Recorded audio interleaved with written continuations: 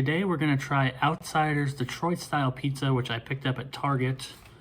It was $8.99, pretty expensive for a frozen pizza, but it looks quality, and I'm hoping that the pepperoni does cup up like this because I love that kind of pepperoni. Now I'm going to take it out of the box and show you what it looks like compared to this beautiful photo. It doesn't look too bad, actually. It looks like it has a good amount of pepperonis. I think if I laid them out, which I will, kind of like the way the picture shows, that it'll look fairly close. There's definitely a good amount. They're sliding around right now, but yeah, it seems fair size, hopefully, for the price. Now we got to put this in the oven at 400 degrees. We're going to remove the plastic wrap, but keep it in. It's got its own baking tray, which is always nice. Place on the center rack and bake for a solid 26 to 28 minutes, or for crisper crust, cook the full 28 minutes, it says. I also wanted to note that on the list of ingredients here, it says Wisconsin brick cheese, which I have no idea what that means, but I guess we'll find out. Okay, here it is out of the oven. I gotta say, it doesn't look too bad. It doesn't look too far off of the picture. As far as I'm concerned, it looks pretty close. So I'm gonna let it cool for a minute and then we'll cut it up, take a bite.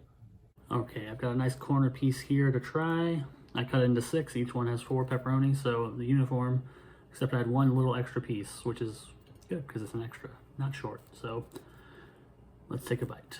Take it right in the corner. Okay, I ate that whole piece. I started eating another piece. I've gone a little back and forth on what I like about this pizza and what I don't.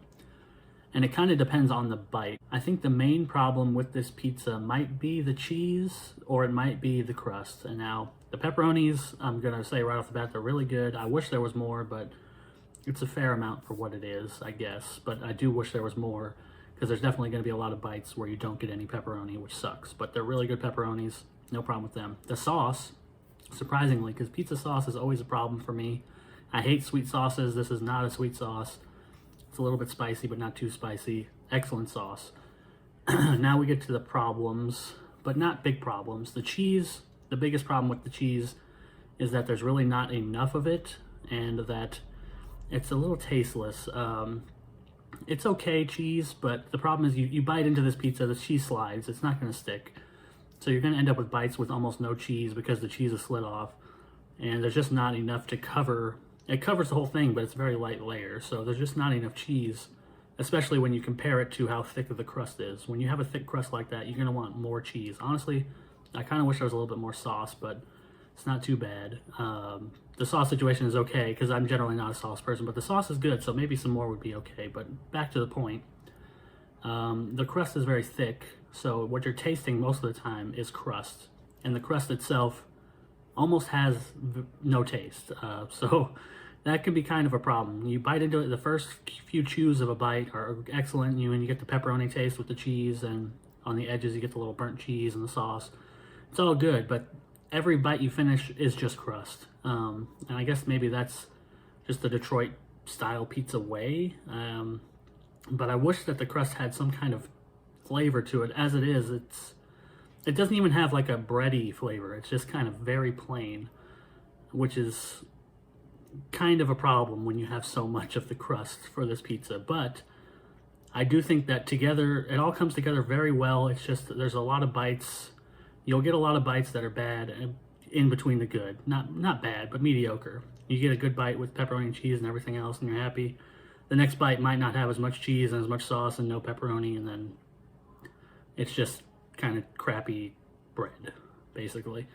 So that's my problem with it. I was leaning back and forth between whether I wanted to give it a 3 or a 4, but I think I'm going to give it a 4 because I do think that those good bites are really, really good, and that this pizza is very close to being excellent.